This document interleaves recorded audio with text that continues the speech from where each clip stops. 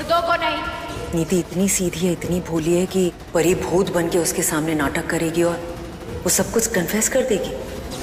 वो पहले हर कोशिश करेगी, हर तिकड़म करेगी कि वो पता करने की कोशिश करे कि परी सच में भूत है कि नहीं। मुझे डराने आई थी ना, अब तो देख मैं तेरा क्या हाल करूंगी।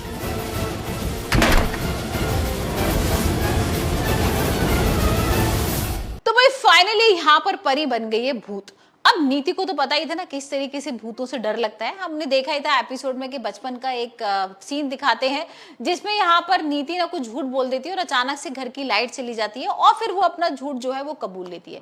और जैसी लाइट आती है तो परी बोलती है, अरे तूने तो सारा अपना जो सच था वो बता दिया है। तो यहाँ वो बता देती है कि भाई मुझे ना भूतों से बहुत डर लगता है, मुझे अंधेरे से ना इतना डर लगता है कि मैं तुझे बता ही नहीं सकती। और देख मैंने तो अपना सच भी बता दिया जो मैंने झूठ बोल रखा था। अब यहाँ पर पार्वती को समझ में आ गया कि उसे क्या करना है, क्योंकि नीति भाई इतनी सारी चीजें कर चुकी है। अब इतनी बार उसने जान लेने की कोशिश की है पार्वती की। हमने देख ही लिया था ना किस तरीके से यहाँ लिफ्ट में भी बंद करा दिया, उसकी जान लेने की कितनी बार उसने कोशिश की। तो यहाँ परी ने सोच लिया कि अब मैं इसको छोड़ने वाली नहीं हूँ और अब वो यही तरीका अपनाती है। और यहाँ पर पार्वती जो है वो परी का भूत बन के आ जाती है, सेम वही कपड़े पहन के आ जाती है। हमने देखा था ना जब वो लोग धक्का दे रहे थे यहाँ पर एपिसोड में, तो उसने जो कलर का सूट पहन रखा था उसी कलर का सूट पहन के वो आ जाती है यहाँ पर आत्मा बन के। और यहाँ पर वो जोर जोर से बोलने लगती है कि देख नीति, अब मैं तेरे से बदला लेने आई हूँ, तूने मुझे जिस तरीके से मारा था ना, अब देख मैं तेरे को भी उसी तरीके से मारूंगी। नीति तो इतनी पागल हो गई है, इतनी बौखला गई है, बुरी तरीके से चिल्ला रही है और डर रही है भाई परी के भूत से। और यहाँ पर माफी भी मांग लेती है कि भाई मुझे माफ कर दो, मेरे से गलती हो गई और मैंने ऐसे जानबूझ के नहीं किया था परी।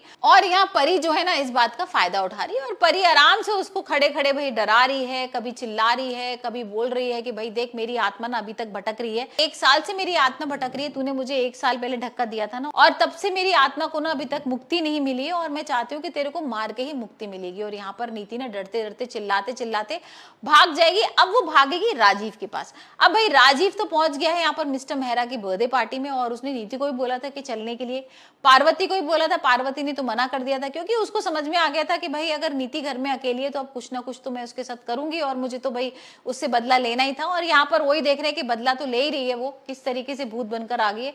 लेकिन अब वो राजीव के पास जाएगी और नीति बिल्कुल पागल होती हुई एकदम बौखलाती हुई पहुंचेगी राजीव के पास और बोलेगी कि भाई तुम जल्दी घर चलो और तुम्हें ना एक चीज दिखानी है। यहाँ पर भाई राजीव को कुछ समझ में नहीं आ रहा। राजीव यहाँ पर बर्थडे की तैयारियां वगैरह कर रहा है, केक वगैरह कटने वाला है और सारे लोग भाई रोक लेते हैं नीति को कि तुम रुक जाओ और यहाँ केक वगैरह कटने दो, उसके बाद हम चलेंगे। यहाँ पर नीति को तो होश ही नहीं है ना और यहाँ पर वो जो बर्थडे केक वगैरह होगा उसको भी भाई वो तोड़ वोड़ देगी और बड़ा हंगामा हो जाएगा उनके बर्थडे सेलिब्रेशन में।